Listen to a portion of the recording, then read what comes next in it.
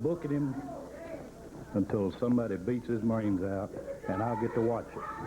And that's what I'm looking for. He got a hold of you out here. I mean, there's no question about it. Yeah, he gave me the worst beating, I guess, I've ever had in my life. I'm overweight. Everybody knows it, me mostly. 5 years past retirement, and he whipped me just at his choice. But when I was in my prime, I could have stayed with Bill Dundee. Hey, I don't have any doubt. Okay, Billy. We don't need you out here causing any kind of trouble, please. Eddie, I don't want to stand and look at some piece of glass monitor. Tell me to my face how great I am, Eddie. You just tell me, you just admit to the world how great Bill Dundee is and how bad you are. I didn't say that you was great. I'm not going to say you was great. I said that I was 5 years past retirement. I'm overweight, and you might say out of date. You are, brother. But in my prime, Bill Dundee, I could have stayed right with you, young man. It was so easy last week, I got to do it again. Oh, come on, Billy. Good night. Will you get off on it? Come on, Bill. Come on here. Come on, Bill. Leave it alone. Guys, don't shoot him. Get somebody out there, will you?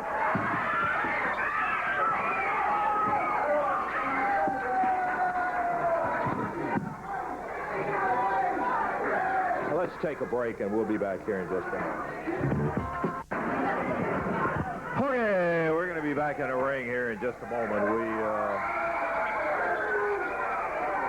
I tell you one thing, if that's proving you're a man, I didn't like it a bit. I'll tell you, I didn't like it one bit. Well, I just beat Russell up and take over this show. That would be the right thing to do. You want to get beat up today? Well, I'm just going to two guys who can really accommodate you. That was so easy, man. I figured I could have done that with one hand. Just tie one little hand there. I'll beat him up anyway. We got to be the baddest dudes in town. I believe I can whoop anybody walking on the face of this house. No, you can beat him with one hand tied behind you. Bill, I don't know who Eddie Marlin thinks he is, but you can whoop Eddie Marlin. One hand behind you and a blindfold over your eyes. You can beat him.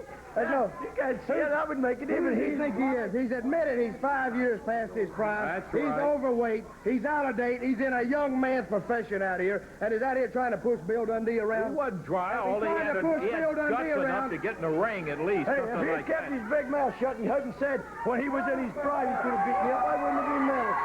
He just said he could have stayed with you if he was in his prime. Well, when was his prime? 1932 or what? Is that his prime? Come on, let's not. We've had it, you know.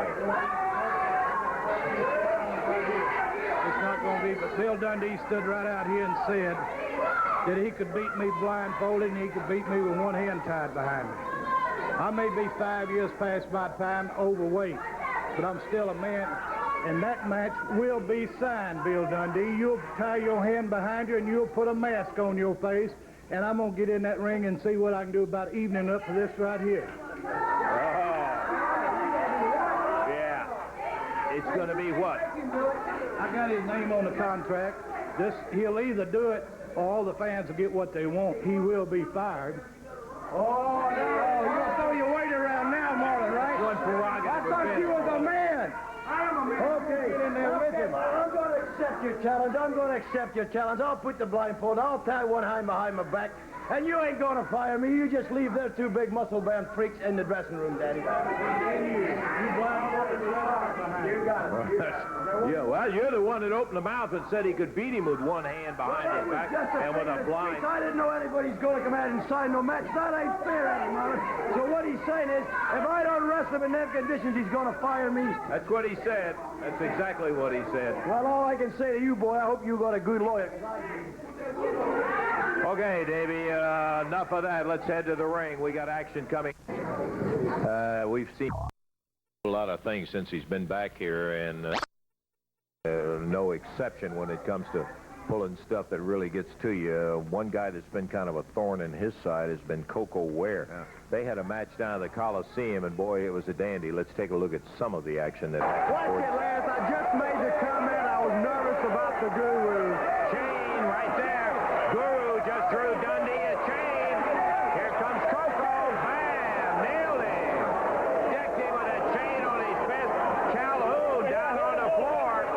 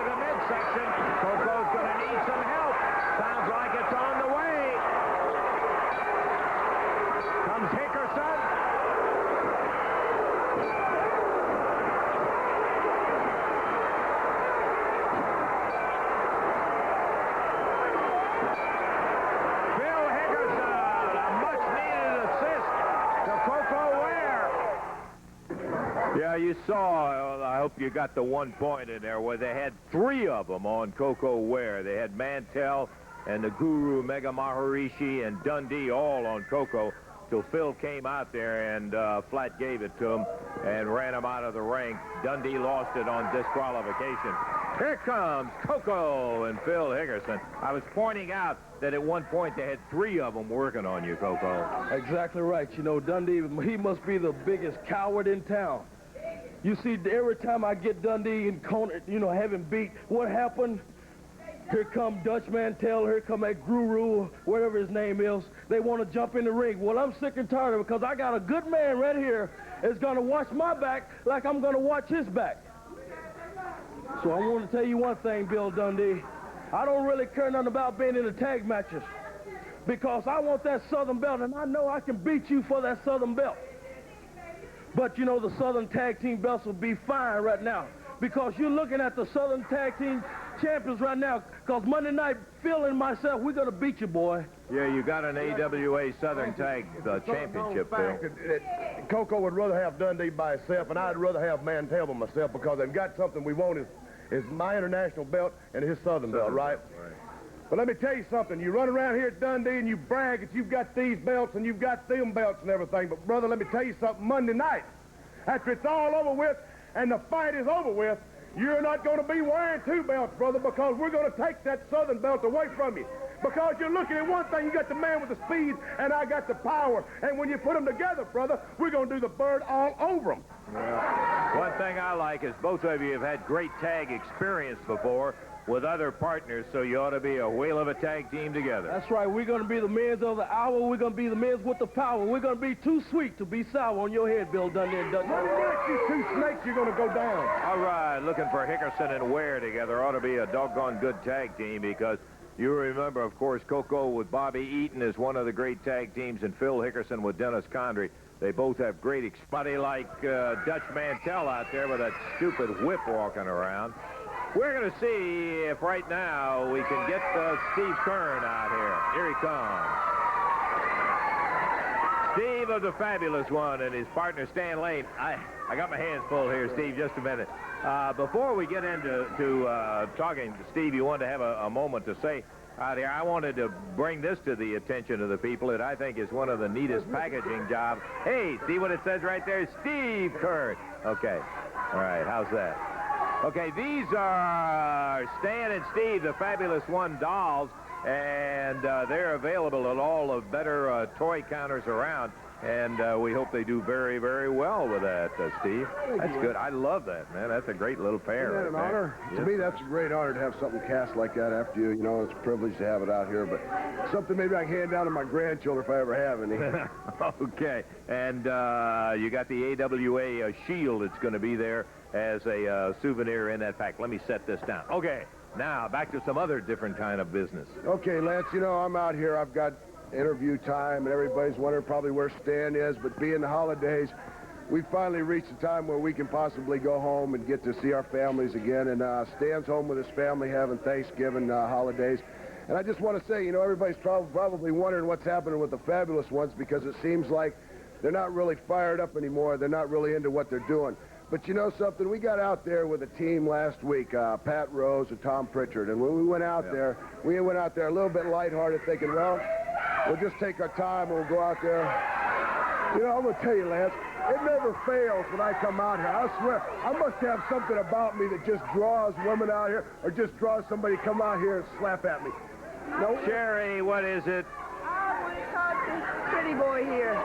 Hey, Steve Keirn, where's your pretty boyfriend? I got a bone to pick with the both of you guys. Where's he at? Go get him. I want him here right now. my friend doesn't happen to be here today. He's not here. He's not here. No, he is not here. That is exactly right. I'm going to show you gorgeous. I'm going to show you pretty. Pat! Fabulous Ones had a match with Rose and Prichard. And this is Sherri Martel. Oh, boy, look at here. Now on there to be known as the Heavenly Bodies. Is that what the new handle is, the Heavenly Bodies? Couldn't find anybody any better. With the gold robes and the gold glasses, heart-shaped. The Heavenly Bodies, Pat Rose and Tom Prichard with Sherri Martel. Well, I hope you're impressed, dude. Well, she might be calling them Heavenly. I'm not so sure they're Heavenly. I want to know, Sherri, did you make these outfits for these guys? Are you the one that stuck them in these? And by the way, Lance, is this not my interview time? Is it just not? You know, I've never been out here where I can't be interrupted. One more thing. Where did you say Stan Lane was? I said Stan Lane was on vacation.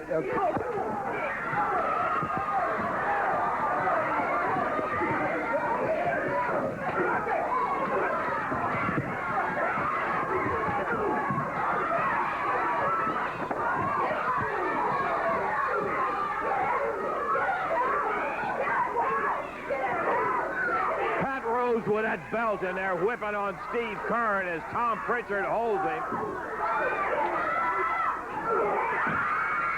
And down goes Prichard. Look at Keirn.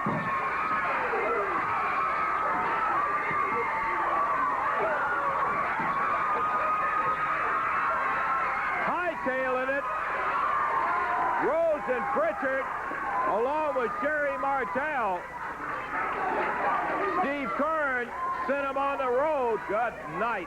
They not only come out and interrupt an interview, two of them jump you when they think Stan is not around somewhere and he's off on vacation in there, Steve. Typical of the kind of action that the fabulous ones have had to face.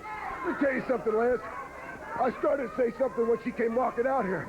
It seems like I can't come out here on this set without somebody either trying to horsewhip me, hit me with a board, hit me with a chair. What is the problem? I'll tell you what the problem is. The problem is no confidence. Every team in this area is trying for one thing, and that's to wear a belt. And they'll stop at nothing to do it. You want to know what I think of the Hollywood beautiful guys? Let me tell you something. I got a promise. I got a promise for you, Sherri Martel. I'm not beyond slapping a woman. And if you come to that ring, if you get anywhere near that set, I'm going to take it. I'm going to punch your lights out, Sherri Martel.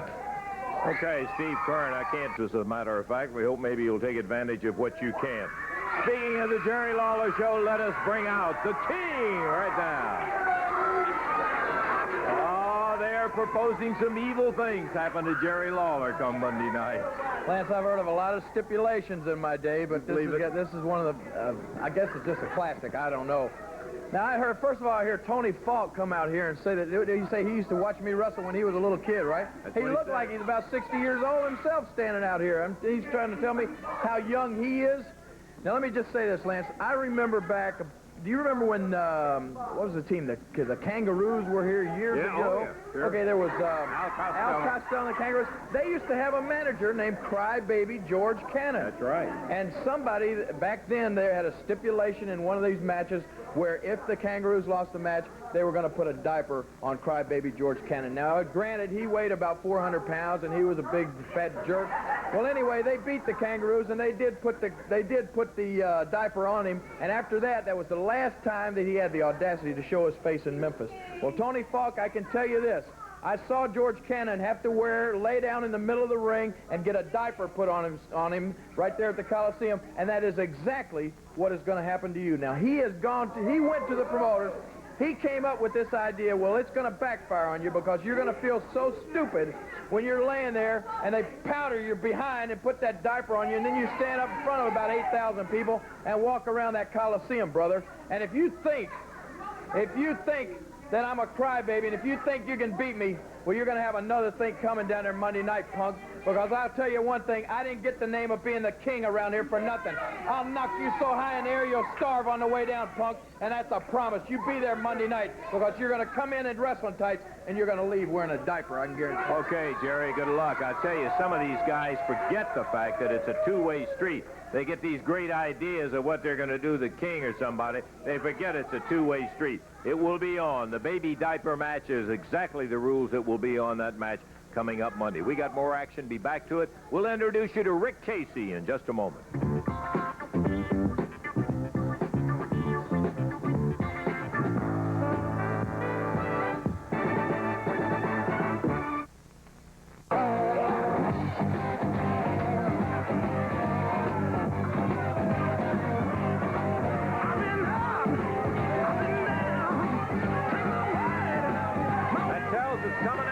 Tommy Rogers, Bobby Fulton, the Fantastics.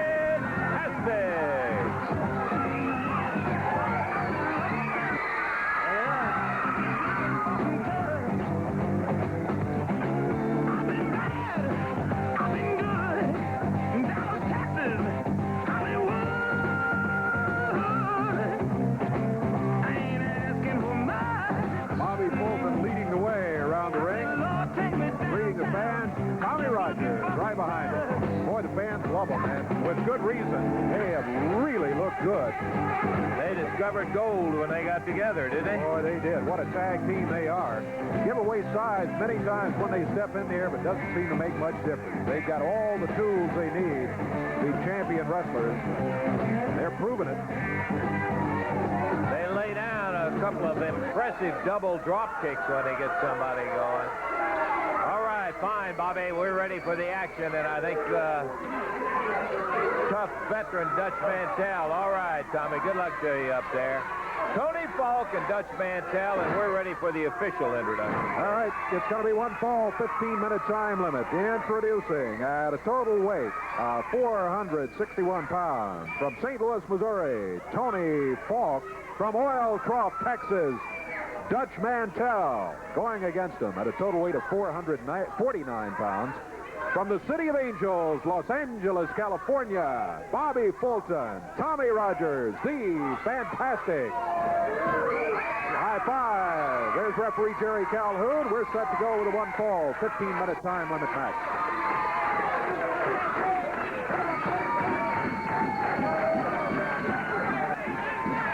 Why not? Here we go. Boy, they got the crowd going. Sounds like the football players complain about the King Dome being so loud. That's the way it sounds here. Nice and loud. Crowd into it. Whoa, Dutch Mantell. This should be a good match here. Dutch Mantell. He's a wrestler. He's a street fighter. He makes no bones about it. Whoa. Looks like Bobby Fulton can do some street fighting, too, if he has to. Huh? Right fist doubled up. He's warned about it by the referee. Rogers and Fulton have this advantage, Davey. They've worked together so much recently as a tag team since they became the Fantastic. Mantell and Tony Falk do not have that kind of a background. They may not work as well together as a team that has been around. Falk, of course, no different than a lot of guys, has size on Fulton and Rogers. Tommy over the top rope. Here he comes, right over on the arm. Hair pulling by Tony Falk yanks Tommy Rogers back into the corner. He nailed him with a fist, wraps up the left arm. Rogers reverses him into the turnbuckles. With a monkey flip out of there, and Tony Falk hits hard in the center of the ring and says, wait a minute. That Rogers has a unique way of reversing that whip across there, Dave. He'll wait till he's released almost, and the guy thinks, boy, I'm going to slam him into those turnbuckles. And Tommy has the ability to reach out, grab a wrist, reverse it, and slam his opponent in. Quite an action. Bobby Fulton dropping down off the middle rope, right across the upper arm.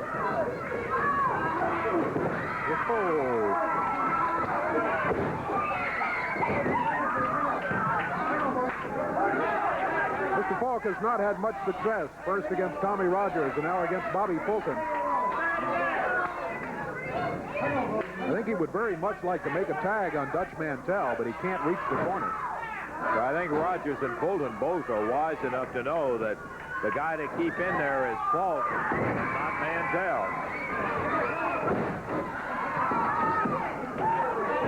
They make the tag. Here's Tommy Rogers. Fulton holding him down. Tommy dives into the arm. Hair pulling by Falk. That's the way he gets over to the corner and gets the tag on Dutch Mantell. The Dirty Dutchman in there against Rogers. Again. Just what you talked about as Rogers reversed it by grabbing that wrist. A rolling head scissors, flying head scissors, rolls him down to the mat. And Dutch wants timeout. He wants to talk to the coach. Well, Mantell is not used to that kind of treatment. Dutch is a very fast wrestler himself. And to have somebody outspeed him comes as quite a shock. Uh-oh. He slowed that down, though. The momentum has changed, but not for the crowd. Oh, looked like he was going to put him into the rope, and he just smacked him and dropped him in his tracks. Tommy Rogers trying to get back to his feet, but Tony Falk in immediately after the tag.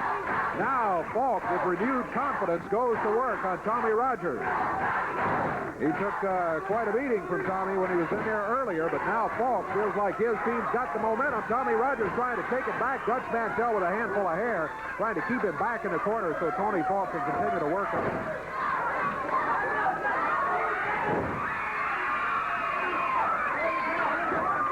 Falk makes the tag. The dangerous Dutch Mantell back in the ring. There's a snap suplex from Dirty Dutch as he pops Rogers down. Gets a 1.5 count. Actually, Rogers had kicked out before the count of 2 ever sounded off the mat. Oh, what a move, huh? That's the same move. Count of 2. That's all he got. Count of 2. His shoulder came up. 1, 2. This time he picks out of it. Yeah, it looks like, and I think the wrestler thinks he is about to be whipped into the ropes, and suddenly you run into a brick wall about 6 inches in front of your face. Falk drops down with the lower leg right across the... oh! Tommy Rogers saved it by a split fraction of a second, I'll tell you. Falk waiting on a backdrop. Rogers drops with the elbow, and Bobby Fulton having a fit trying to get his partner over there to make the tag. There it is.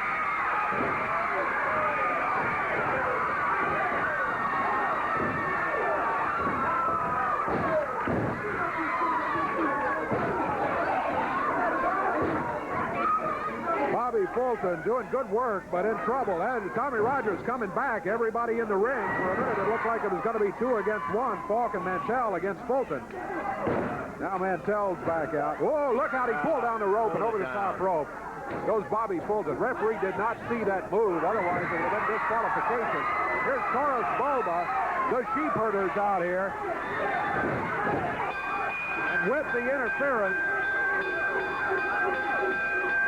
a disqualification has occurred. The Fantastics are going to get the win, but it's about, what, 5 against 2 in there right now. Mantell with Rogers tied up in a rope. Falk comes over. Now the Sheepherders on Bobby Fulton. Taurus Bulba, Rick Morgan. Here comes the Freedom Fighters. And they fill up the ring by themselves. Everybody else splits. Call for 2 disqualifications. Yeah, you won another one. You did not. It was a disqualification, right, as the Sheepherders came in. But even prior to that, Mantell pulled that top rope down, and that's what made Bobby Fulton go over on the floor. That could have been a disqualification if the referee hadn't been tied up in the opposite corner. Yeah, the time on it was 5 minutes, 50 seconds, and everybody going against the Fantastics. But then did you notice when the Freedom Fighters arrived, it was like someone said the bus is leaving. Everyone left. Time to go. And that's what we've got to do. We'll take time out. We've got Prichard. The bell has sounded. Ric Flair, who is disturbed, upset that the American Dream, Dusty Rhodes, has chosen to be out here as a second-hand advisor for the underdog challenger Koko Ware. Koko, the Mid-America heavyweight champion, 220 pounds out of Union City, Tennessee. What a scrapping young athlete this is. The thrill of his life, a chance to become the world heavyweight champion. Koko, the first black challenger in the Mid-South Coliseum against a world heavyweight champion, and a chance to win that title right here tonight. One fall, 60-minute title match. Flair rolled up, but he kicks his feet and he's back out. He's on the referee. I don't know what about pulling the trunks. That was it. He holds in, gets a count of 1. And Ric Flair, who really is set off in a nasty mood because Dusty Rhodes is out here at ringside, and Flair doesn't like it a bit. Koko Ware. What a sensational opportunity for this young guy. I'd say we've seen Koko in a lot of ups and downs, Randy. What a great moment this is. That's right. Both of us, Lance, saw his very first professional match. It makes you very proud to know that even though he's had those attitude problems, that he's in here for the World Heavyweight Championship.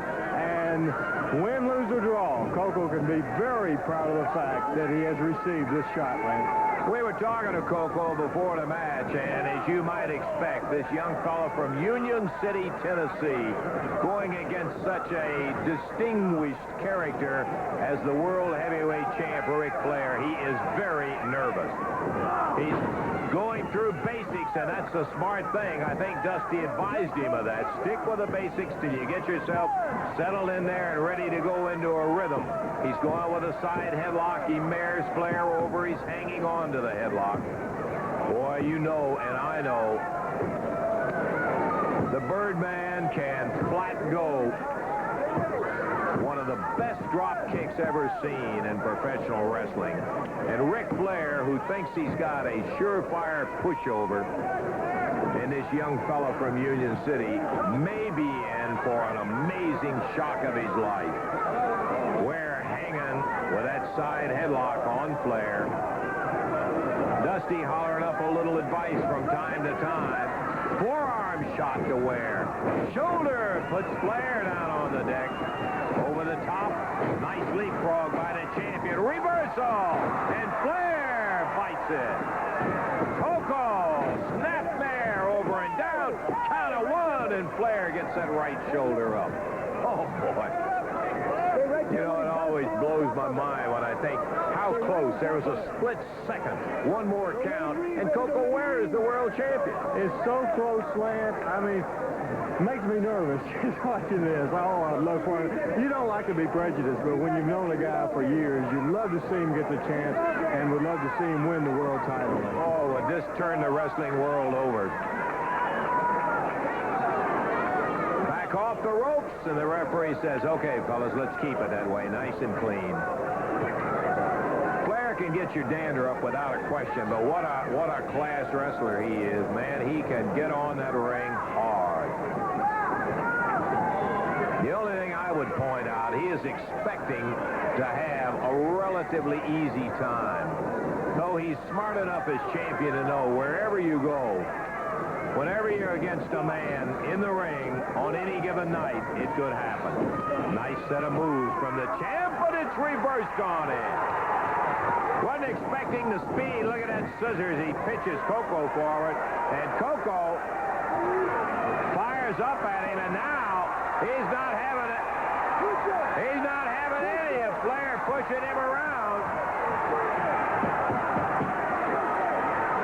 Koko Ware showing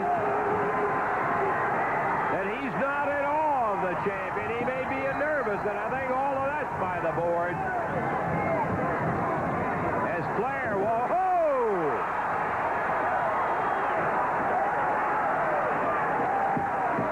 Koko brings some credentials in as the Mid-America champion, and I think Flair just thought he was dealing with another local yokel, could push him around the way he wanted to. Dusty backing him up and saying, push him, Koko. Koko getting his tempo going now.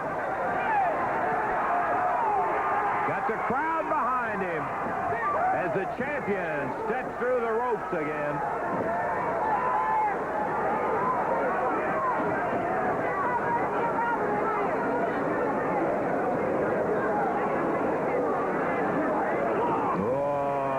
Quick move. Flair popped that knee to the midsection. Hit him with a chop so fast. Blisters Koko Ware with that chop. Tags him again. Ware back with the right. They're trading him up there now. Dusty out of his chair. Rooting Koko on. Nailing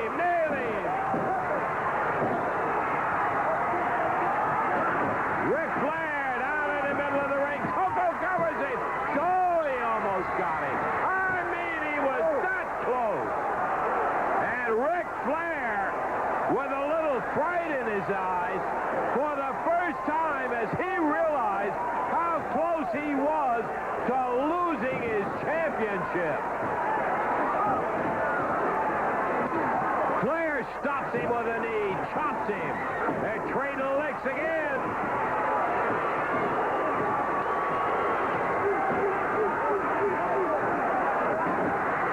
Flair now. 1, 2, but the leg on the rope breaks it. Oh, brother. Oh, brother. The KG champion popped the leg up at the right time.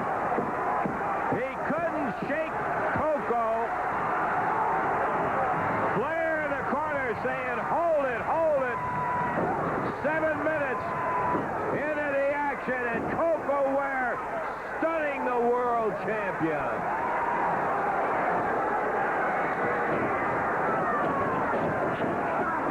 Misses an elbow, does Flair. Flying press. Kicks him out at the count of 2, and Koko keeps the pressure. Whoa! Flair jumps out of the ring and meets Dusty Rhodes head on. Dusty, in case you just joined us, serving as the second, and look out, it may be bye-bye champion. Flair taking a stroll as Dusty telling Koko, be ready for him, look out, don't let him con you.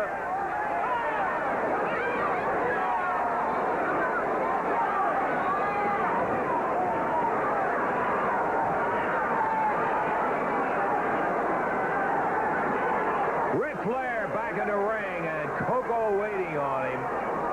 Dusty, who knows the champion so well, telling Koko, don't let him slip up on you. Flair got back in that ring. He's now taking his time.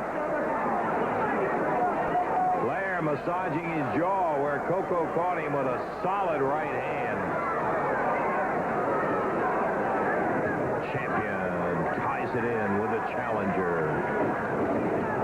Scissors him. Ware going down. Look at him trying to get out of the way. And he can't get a good solid ride on him as Koko, too fast, out of the way, stands up to Ric Flair.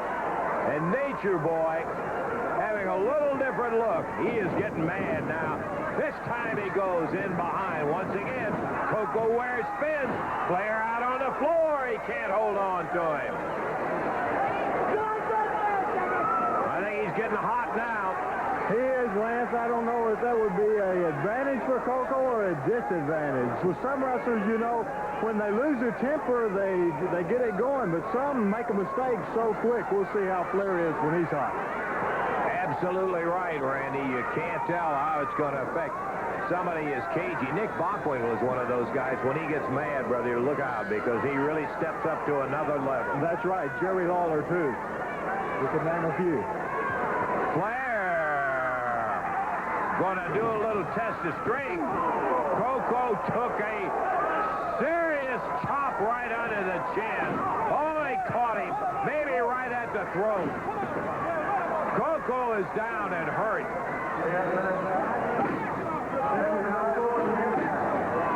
And Ric Flair puts a boot on him now, pushes the referee back. As the referee, Jesse Allen, says, wait a minute, let's not be pushing anybody around. Koko back in the ring. Flair whips him across the ring. Elbow and face down goes Koko. 10 minutes and 30 seconds into the action. Koko Ware down in the middle. Flair drops with a knee right across the head. Says to Dusty Rhodes, you want some? There's a tag. A tag. A pin. Got a 1, 2, and Koko's out of it. Put to the midsection.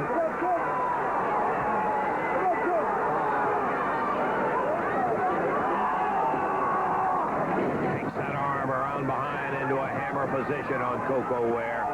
Ric Flair now taking over. Boy, it was that one shot right at the throat that changed the tide. Really took it out of Koko. He's young and very resilient, so if he gets breathing room, He'll get that second win as Flair, he's got his foot on the rope. Dusty Rhodes going around to tell the referee, watch out.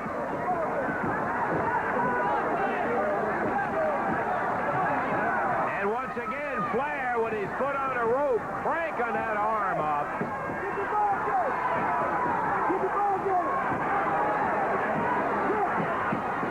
Rhodes trying to get the referee's attention to say, watch the ropes. He's got his foot on the rope. And Jesse Allen, the referee, sending Dusty back to the corner.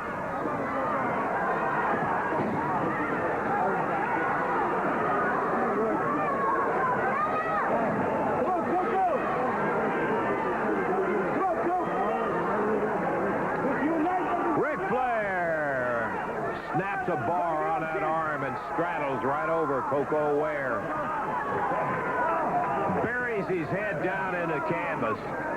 And Flair exercising that ability that he has, dominating the action at the moment at 12 minutes and 30 seconds in. Flair leans on the arm, and he is just punishing the face of Ware into that mat. Koko won't give it up. He's trying to get loose, but Flair, you notice how far forward he is to keep that leverage in such great shape on Koko.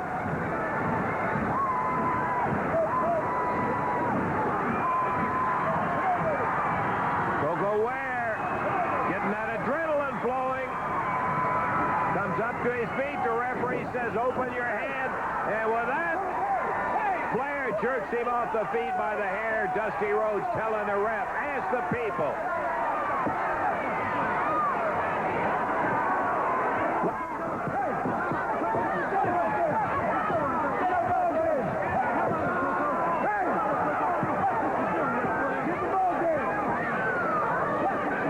We're going to have to cut away from this action, but we're going to be back to it in just a moment.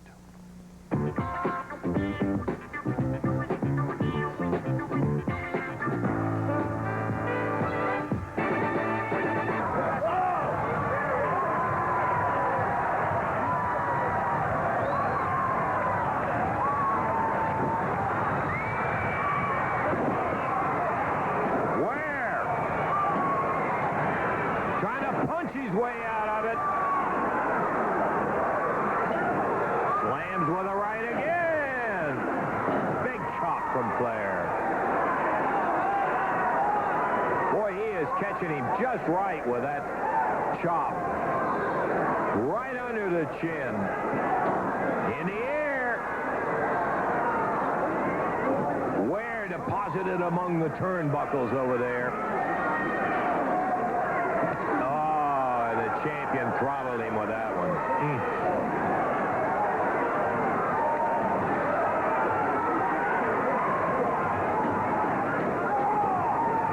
Punishing. Oh, look at Koko. Don't count him out.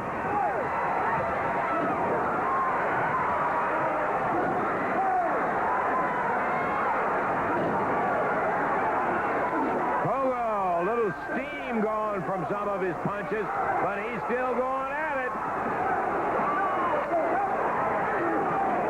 He's chopping away on Flair. The champion slumps to the corner at the turnbuckles. Dusty's saying, go in and get him. Go in and get him. Koko continuing with the chops.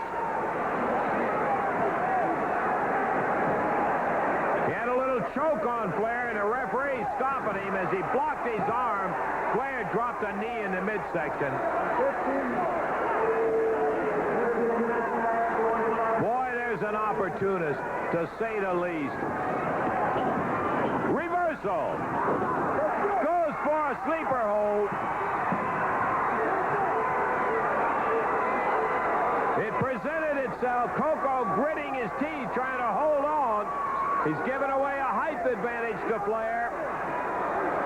That's the way to nullify that height advantage. He's got him down on his knees, and he's trying to tighten it up.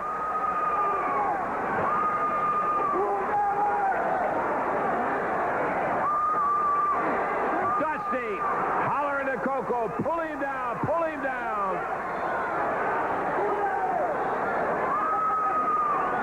Flair trying to get to the ropes.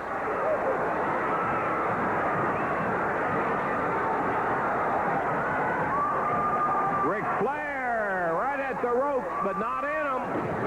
And down he goes, Koko. If he's got enough strength left. The champion on his back. Dusty saying, don't let up, don't let up. Foot on the rope. Oh, boy. What a move. Crowd booing it. Smart move by Flair, though. And the referee says, break it up. Took a lot of smoke out of Koko.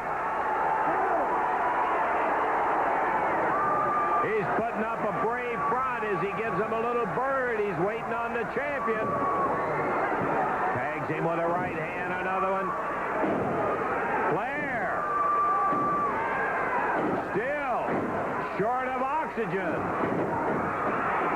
His eyes rolling a little in the head, and Flair on the deck.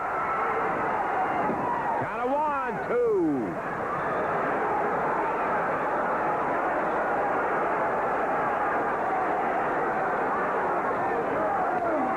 Blocks him, and boy catches him with that vicious chop and dumps Koko as he picked him up, worked him into a side suplex as he snapped him down onto the back of the neck of Koko Ware. Koko trying to get up. Flair pushes him down, jumps right in the middle of the midsection.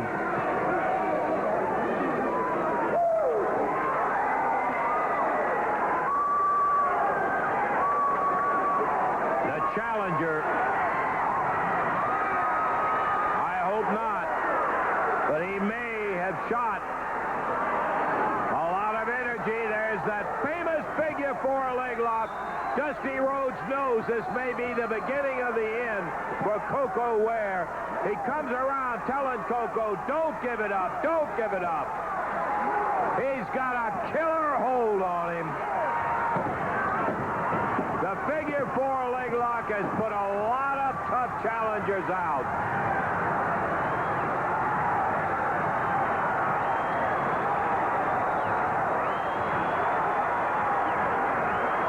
Ware close to the rope. It could be a possibility. Dusty saying, come on, come on, come on. Flair holding, putting the pressure on. Koko gets it over. Reverses the pressure. Flair lets up, comes out of it, and he broke the hold.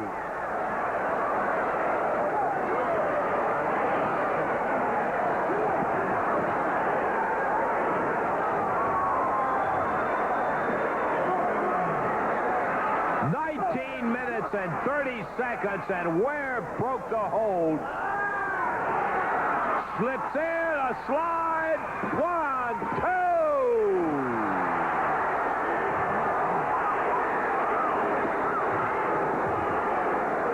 Woo!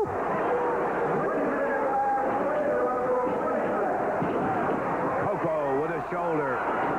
Thrown right out of the ring. Flair using his own momentum. Rick using this as a chance to get a little steam back.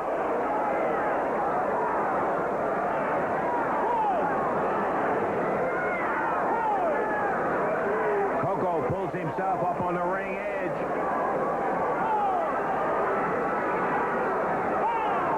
On the apron. Flair meets him and chops him. Top. I thought he was going to get a flip on it. He does. Gets him down. 1, 2. But Flair kicks out again. What a battle.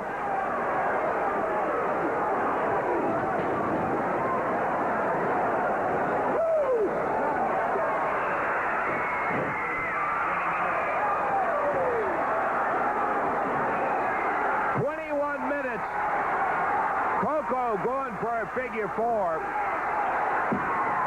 He's got it on Flair, but he's not as familiar, Randy, as Flair is with this. It may be a mistake trying to use that hold on him. 1, 2, and Flair comes up. Agree with you, Lance. Koko using Ric Flair's bad hold, but it looks like he's doing some damage with him, Lance. Oh, he's got powerful legs. That's where he gets that great drop kick. He's really putting the pressure on Ric Flair. Flair trying to roll over and reverse that pressure. Again, a 2 count. Flair grabs the rope, pulls over, and that is going to be a break. Koko's going to have to let it loose.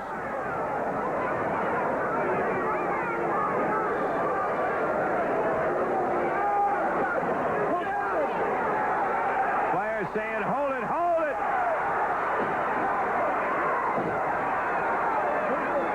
Koko going after that leg. Wraps it around the ropes. Big chop.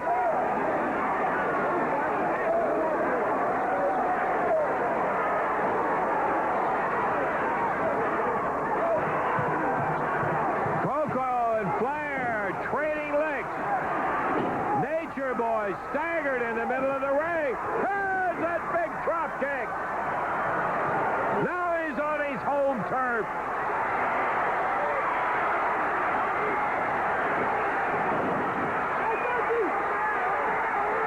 Crowd hollering. Dundee comes roaring in, throws powder in Dusty Rhodes' eyes, starts jumping up into the ring. Flair, meanwhile, taking advantage, buries one on Koko. 1, 2, 3. He got him. Oh, boy. 23 minutes and 14 seconds. Being distracted by Dundee. Ric Flair takes advantage of it. I can't blame him for that. Plants one on Koko, gets the win. I can't blame him for helping Dundee now. Dusty was blinded by powder. Here comes Rhodes into the ring. He feels Flair out of the corner. Koko going after Dundee. But the title dreams are all over for this night. The winner in 23-14 and still the world champion, Ric Nature Boy Flair.